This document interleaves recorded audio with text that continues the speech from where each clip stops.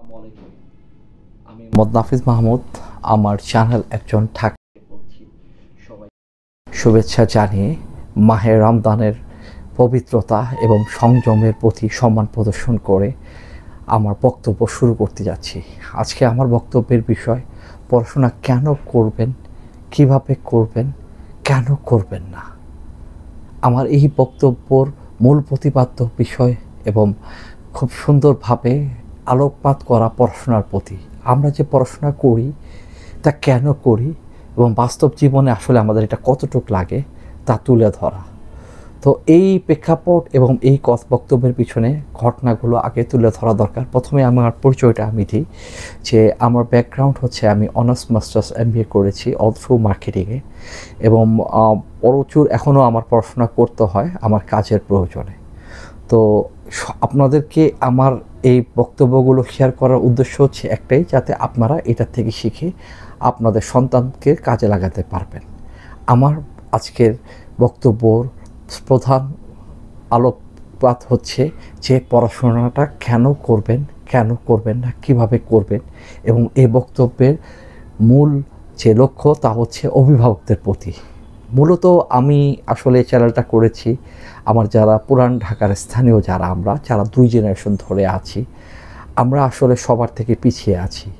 তো এই বক্তব্যগুলো আপনাদেরকে যদি সামনে এগোনোর প্রেরণা যোগায়, তার জন্যই আমার এই ফ্রেমটা তুলে ধরা, এই বক্তব্যগুলো আপনাদের মাঝে বলা। তো আজকের বক্তব্য হচ্ছে অভিভাবকদের উদ্দেশ্যে। আমার এই বক্তব্যগুলো আমি কয়েকটা অংশে বিভক্ত করেছি, যা আজকে থাকবে হচ্ছে অভিভাবকদের প্রতি, যারা মধ্যবিত্ত, নিম্ন মধ্যবিত্ত এবং উচ্চ মধ্যবিত্ত অভিভাবক আছেন। আমার বক্তব্য শুনলে আপনারা কিছু হলেও উপকৃত হবেন, আর আপনাদের লাইক ও সাবস্ক্রাইব আমার চ্যানেলটাকে আরও এগিয়ে নিতে সাহায্য করবে। তো মূলত বলছিলাম আমার এই বক্তব্যগুলো কেন পড়াশোনার বিষয়ে বলা হচ্ছে, কারণ আমরা যে পড়াশোনা করছি তা আসলে এখন অনেকটাই গতানুগতিক। আমরা যারা স্থানীয় তাদের পড়াশোনাটা আসলে কেমন হওয়া উচিত, আমার আজকে অভিভাবকদের সচেতন করার উদ্দেশ্যে এই বক্তব্য। তো বক্তব্যের প্রারম্ভিক বিষয়ে আমি একটা ঘটনা তুলে ধরতে চাই। আমার এক বন্ধু, আমরা তখন 2001-এর ঘটনা, আমাদের সাথেই অনার্সে মার্কেটিংয়ে অধ্যয়নরত ছিল।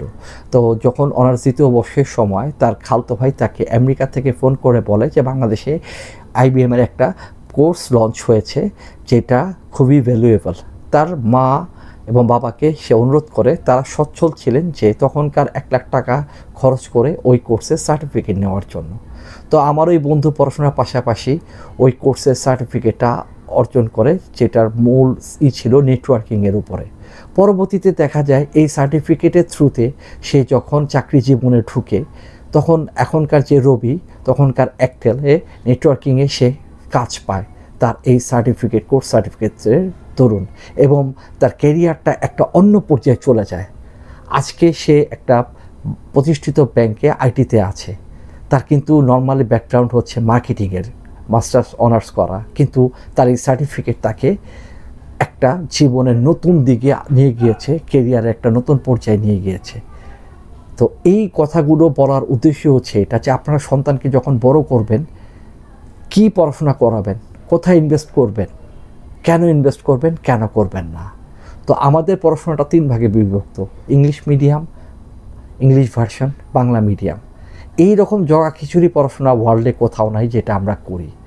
তো আমি এটা নিয়ে আসলে বিস্তারিত কিছু বলবো না, কিন্তু 3টা ভার্সনের সুবিধা অসুবিধা আমি সংক্ষেপে তুলে ধরবো।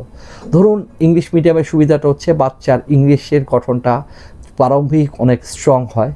সে দেখা যায় ভবিষ্যতে বড় হয়ে MNC-তে বা বাইরে যাওয়ার ক্ষেত্রে তার একটা তো সুবিধা হয়, সে সহজেই অ্যাডপ্ট করতে পারে ইংরেজি কালচারের সাথে, বা তার বাইরে পড়াশোনার ক্ষেত্রে তার ইংলিশের পড়াশোনা অর্থাৎ A-levels তাকে অনেক দূর এগিয়ে নিয়ে যায়। এটা হচ্ছে সুবিধা। অসুবিধাগুলো কি? অসুবিধাগুলি হচ্ছে যে EDX-এর মাধ্যমে যারা ব্রিটিশ কাউন্সিলের আন্ডারে যারা কোর্সগুলি করে, তারা আসলে বাংলাদেশে বিভিন্ন কোম্পানিতে তাদের কোঅপ করা খুব কঠিন হয়ে যায়।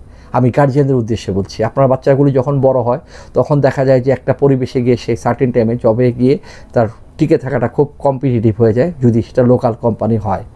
এবং বাংলাদেশে দেখা যায় যে এই পার্সপেক্টিভের ছেলেমেয়েগুলো সবচেয়ে বেশি স্ট্রাগল করে তার লাইফকে সেটেল করার জন্য, কারণ তার যে লেভেলে পড়াশোনা বা যে লেভেলে এডুকেটেড হয় সে লেভেলের এডুকেশন তারা ইম্পোজ করতে পারে না।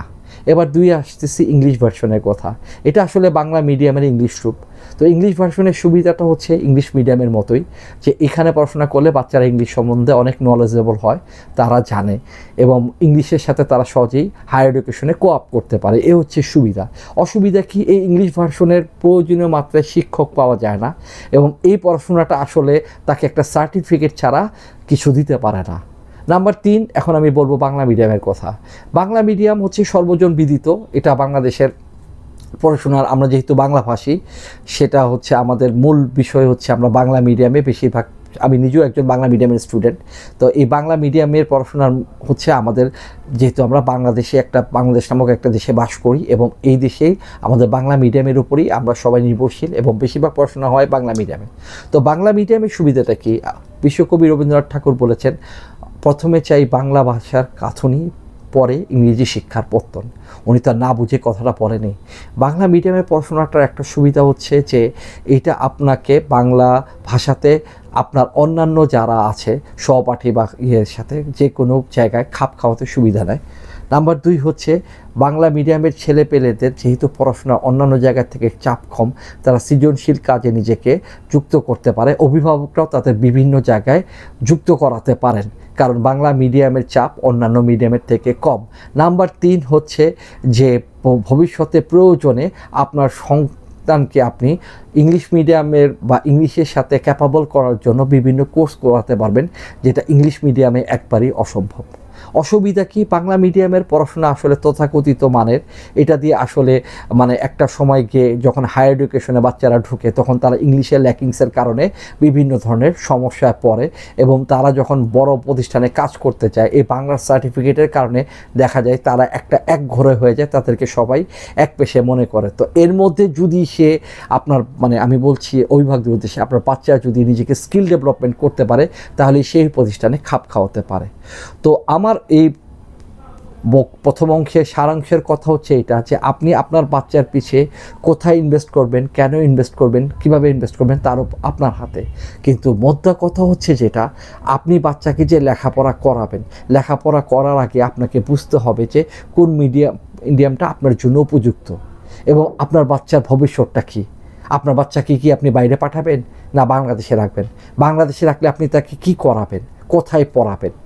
তো এই বিষয়গুলো যদি আপনি মাথায় রেখে আপনি যদি এই মিডিয়ামটা চুজ করেন, আপনার বাচ্চার এবং বাচ্চার ভবিষ্যতের জন্য এটা অনেক সহজ হয়ে যাবে। তো এই হচ্ছে আমার বক্তব্যের প্রথম অংশের কথা। ইনশাআল্লাহ দ্বিতীয় অংশে আমি আরও কিছু বিস্তারিত অভিভাবকদের উদ্দেশ্য তুলে ধরব। আমার এই বক্তব্য যদি আপনাদের কিছু অনুপ্রাণিত করে, এটাই আমার জন্য অনেক। সবাইকে অসংখ্য ধন্যবাদ। ভালো থাকবেন। আসসালামু আলাইকুম।